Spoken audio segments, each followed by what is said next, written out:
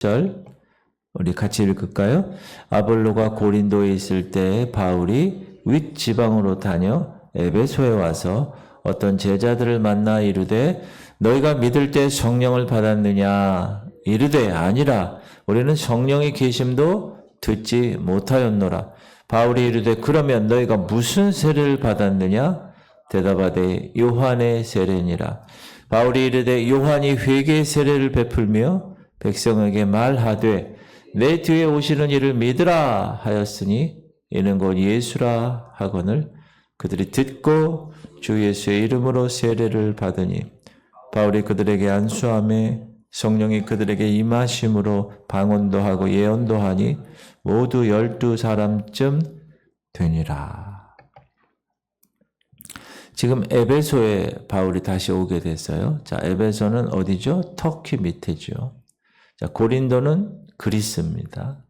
여러분이 성경을 이제 이렇게 읽고 설교를 듣고 할 때, 지금 빌립보서다, 데살로니가다, 베레아다, 고린도다, 에베소다, 이렇게 눈으로 우리나라 여러분 제주도다, 강원도다, 전라도 전주다, 경상도, 부산 뭐 이렇게 아시는 것처럼 황해도다. 정확하게 지도를 보시면서 아셔야 됩니다. 이 에베소라는 도시는 지금 화살표가 고린도에 있는데 에베소예요. 지금 얘기하는 게. 이 소아시아, 이 터키 지역을 옛날에는 소아시아라고 그랬어요. 마이너 아시아. 지금 우리 현재 있는 아시아랑 다릅니다. 이 소아시아의 최대 상업 도시입니다. 그리고 이 터키가 왜 중요하냐면 이 그리스와 이탈리아와 이 유럽과 이 아시아를 연결하는 중요한 이 동방과 서방을 이어주는 중요한 곳에 있는 도시이기 때문에 소아시아 지방의 수도였다.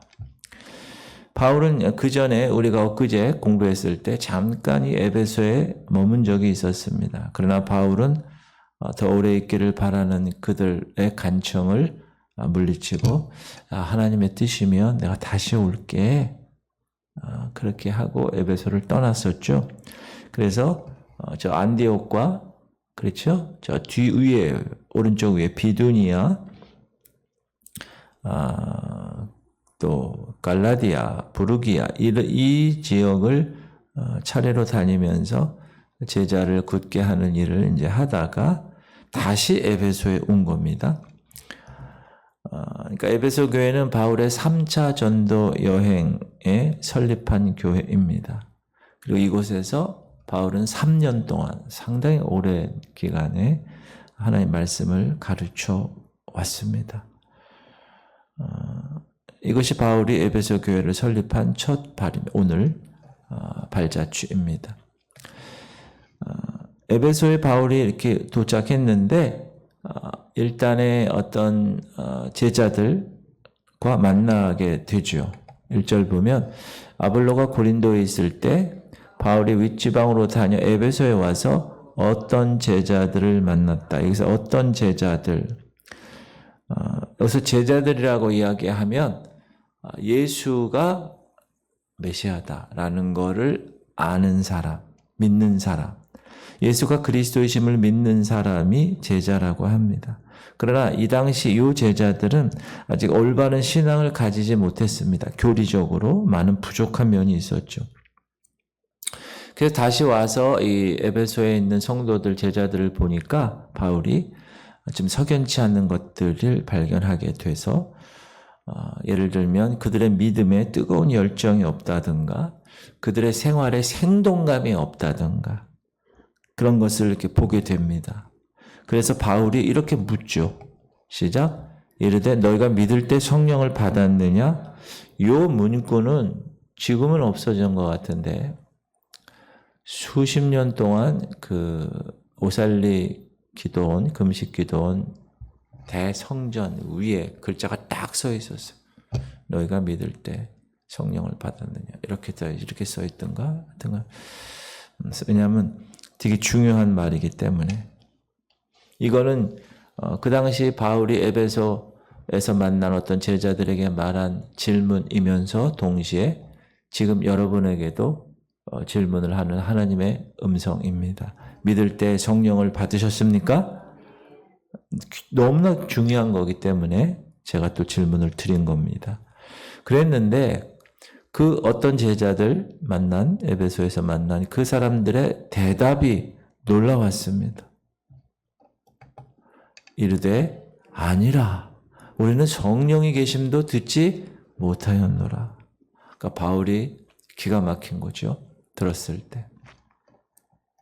여기서 어떤 제자들이라고 불린 사람들은 아마도 세례 요한의 제자들이었을 가능성이 큽니다. 왜냐하면 너희가 무슨 세례를 받았느냐 했을 때 저희는 요한의 세례만 받았어요.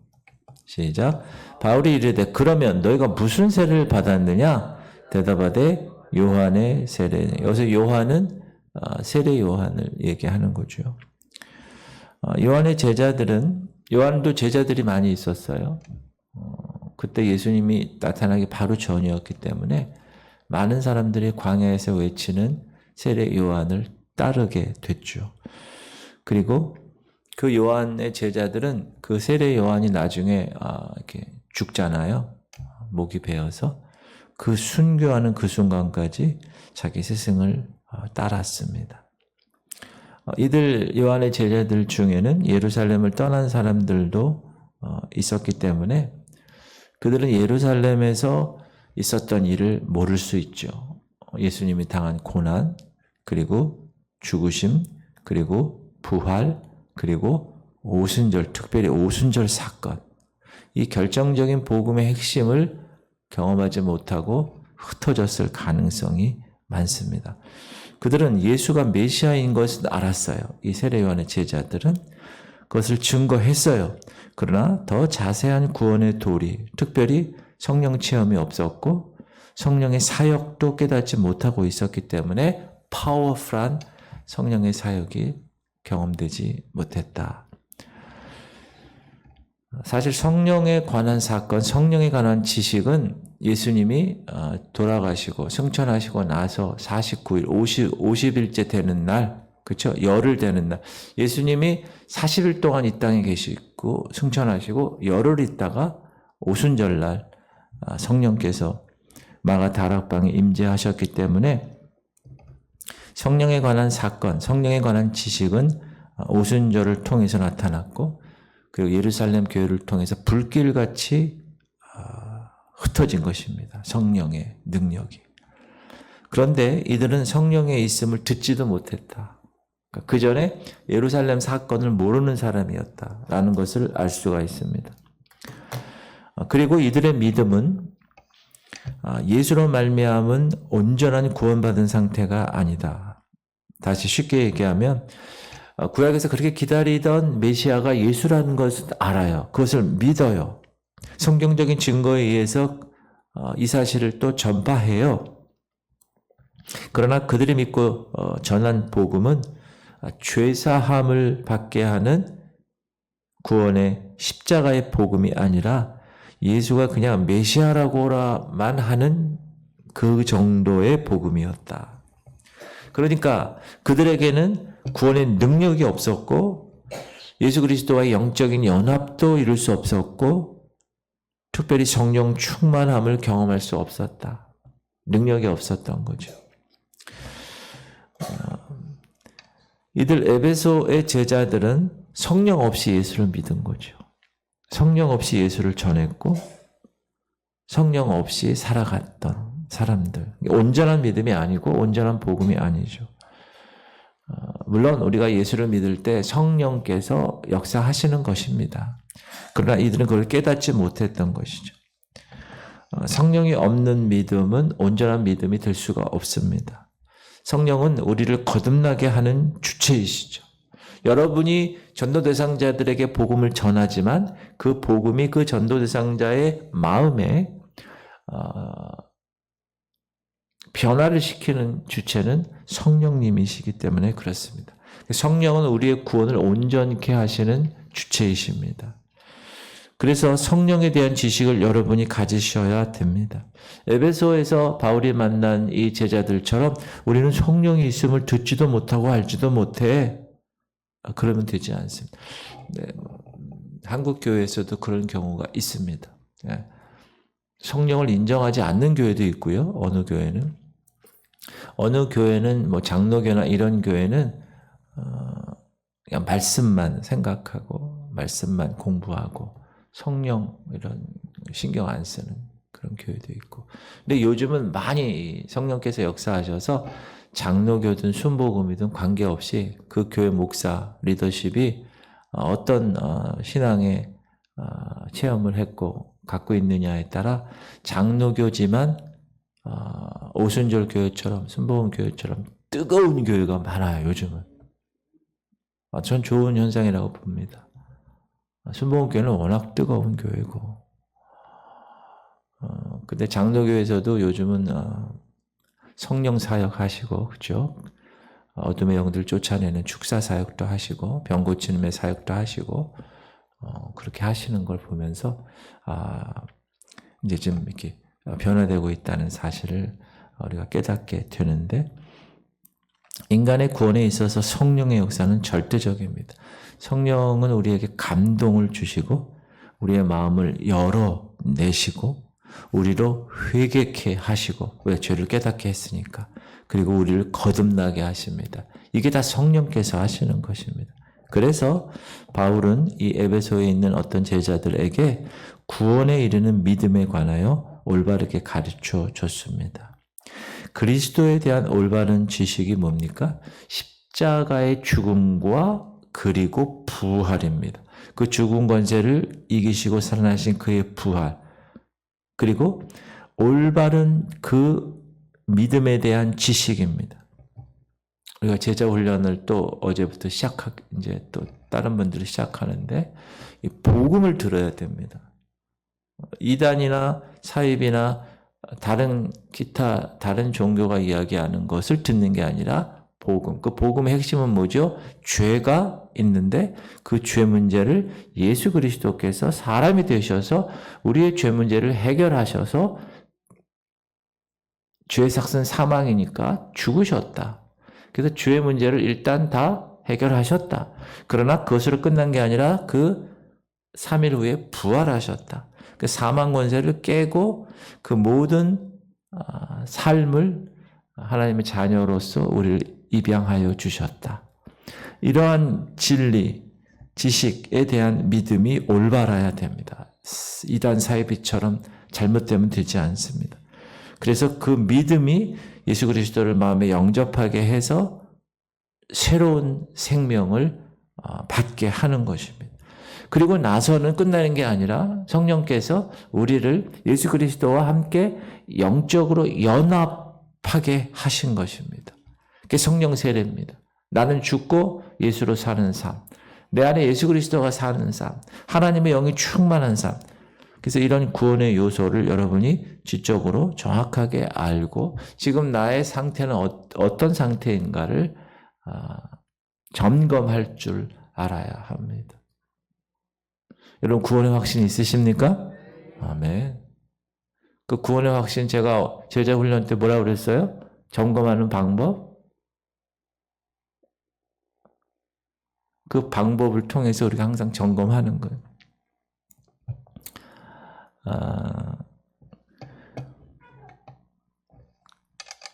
할렐루야. 카톡도 오고 아주.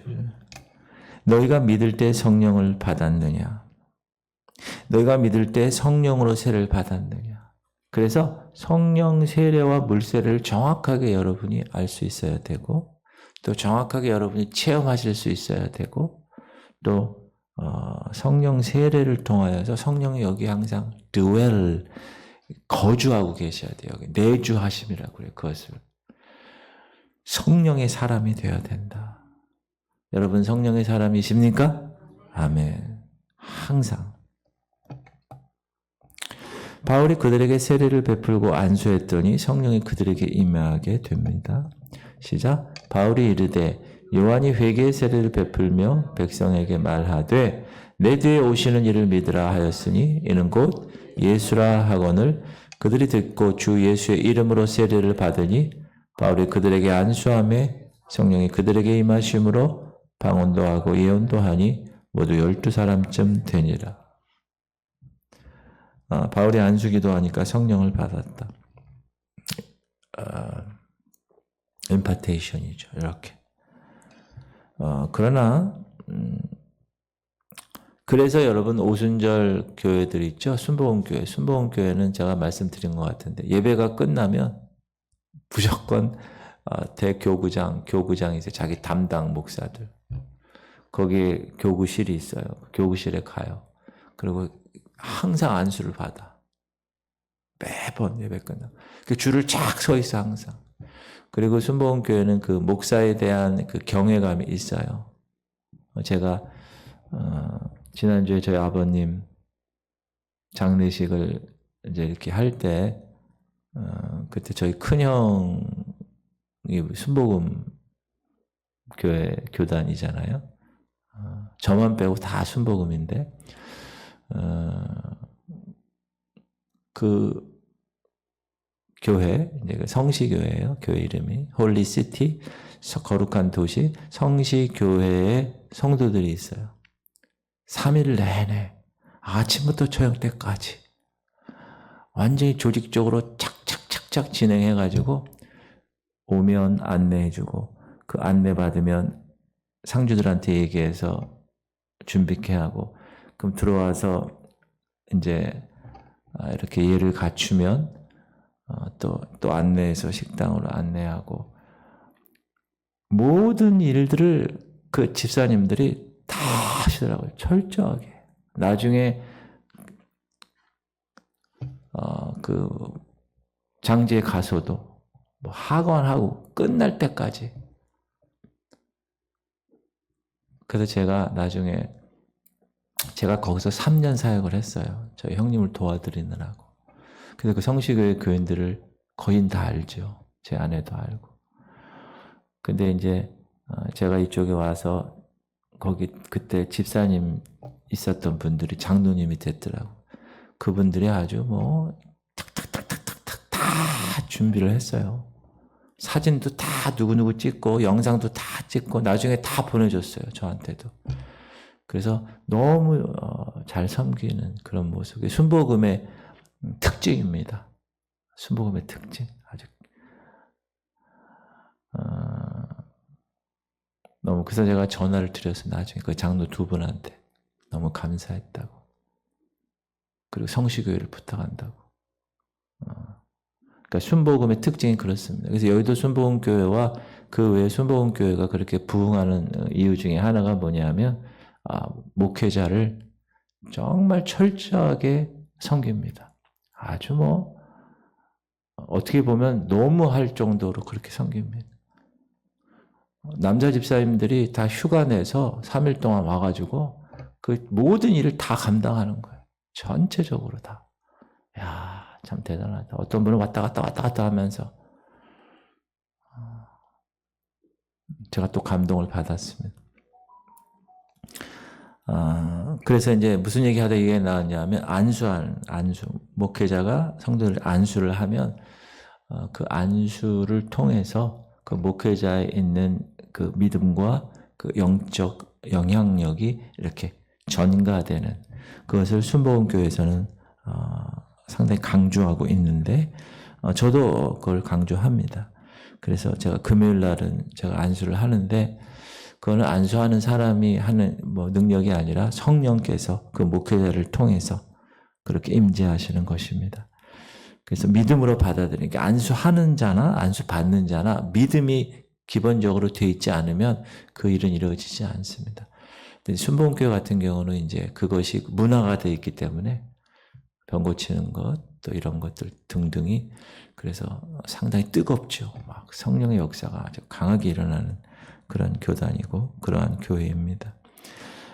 저도 제 이 피해는 순복음의 영성이 있기 때문에 제가 여기 우리 교회 와서 여러분에게도 강조하는 것들이 순복음하고 거의 비슷합니다. 그리고 성결교단이 순복음하고 같습니다. 같은 줄기에서 나온 거예요. 성결교단은 중생, 성결, 신유, 재림이잖아요. 사중복음이라고 그러고 순복음은 중생, 성결, 신유, 재림 똑같아요. 거기다가 축복이 들어갔어요. 오중복음이라고 그래요. 그래서 저희 아버님 장례식을 통해서 제가 다시 한번 그 순복음 성도들의 섬김을 다시 한번 봤습니다.